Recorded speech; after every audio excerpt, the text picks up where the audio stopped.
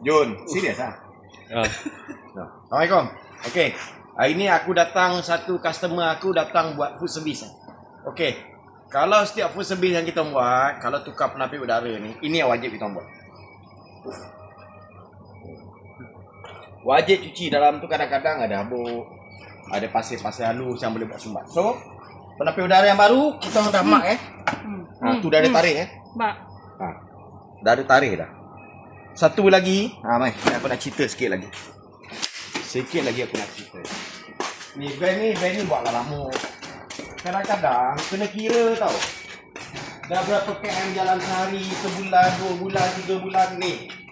Ni yang kami jumpa. Dia komplain, bang.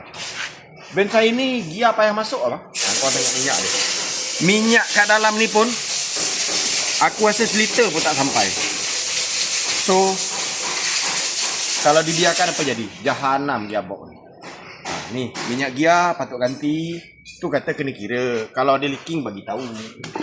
Nanti kalau jahanam kan dah pening, duit keluar lagi. Jadi apa yang kita buat van ni? Kita buat full service.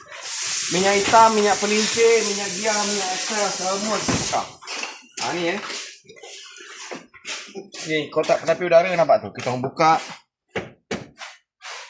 Cuci ni, bersihkan. Tengok pelak sekali jalan. Minyak kita pakai minyak 20-50. Kadang orang tanya enggak, "Mak, minyak hitam pakai minyak hitam apa?" Ni 20-50.